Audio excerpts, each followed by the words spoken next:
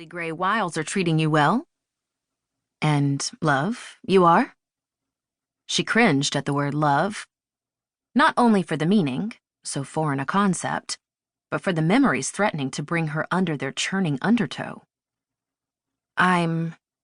Ulysses poked a finger into the air. Fear not, for I have redeemed thee. I have called thee by thy name. Thou art mine. When thou passest through the waters, I will be with thee, and through the rivers, they shall not overflow thee. When thou walkest through the fire, thou shalt not be burned, neither shall the flame kindle upon thee. The words, thou art mine, clenched her stomach in a tight fist, while the rest pulled at a little used place in her chest. That's lovely. Paul Laurence Dunbar? Isaiah, Old Testament. Beauty and truth, I think. He dipped his chin in a precise nod. She couldn't help but smile at this eccentric, seemingly kindred spirit. I'm Hope Sparrow. I've been trying to call Mr. Barrick. I understand were the brother of Agatha O'Brien. She was a good friend of mine, and I think she sent some very special books for you to hang on to until I was able to collect them. Oh? She squeezed her nails into her palms. She spoke so highly of you and your love of books. She said that you loved them as much as she did, and being a librarian herself, that says a lot. She was rambling again. Anyway, I hadn't seen her for a long time. When I arrived at the library where she worked to tell her I had come for my books, she'd already passed, and the books were gone. They weren't with her personal collection, I checked. That's unfortunate. His tone bright, but not uncaring. She told me that if anything happened to her, I should contact you. It wasn't in the context of my books directly, but I have nowhere else to look. His eyes, unfocused, gazed over her shoulder, but seemed to travel farther than the wall-to-wall bookcases behind her.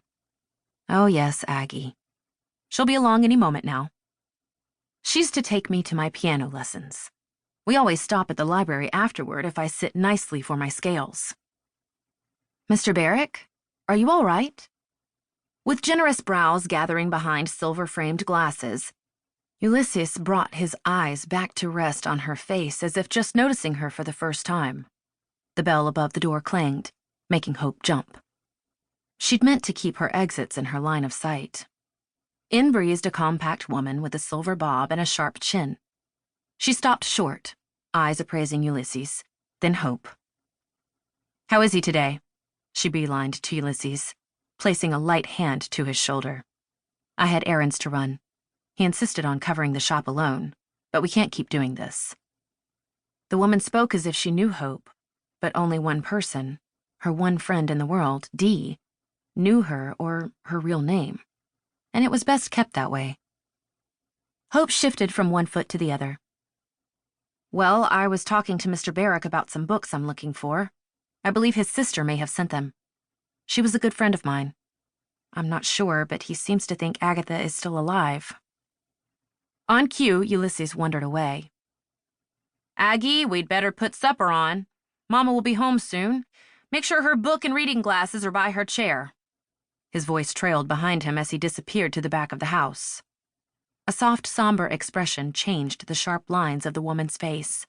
She sniffed, turned back to Hope, and extended a hand. So much physical contact in one day. It made Hope's stomach squirm like a bowl of worms, but she shook the woman's small but strong hand. I'm Margaret Barrick. Everyone calls me Mags. Ulysses is my husband. She hung her head. He was diagnosed with dementia not long ago, as you may have gathered. Hope had no clue what to say to that, especially to a perfect stranger. She chose.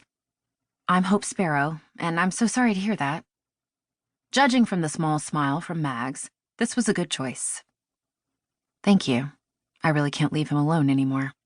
It's just hard. We own a small greenhouse farm to help supplement our income. And this place, she gestured to the shop. Well, this has always been Ulysses' dream. I'm losing him a little bit each day, and I'm not sure how to keep both places going. It has become a literary jungle in here. Mags let out a mirthless laugh. Again, lost for words.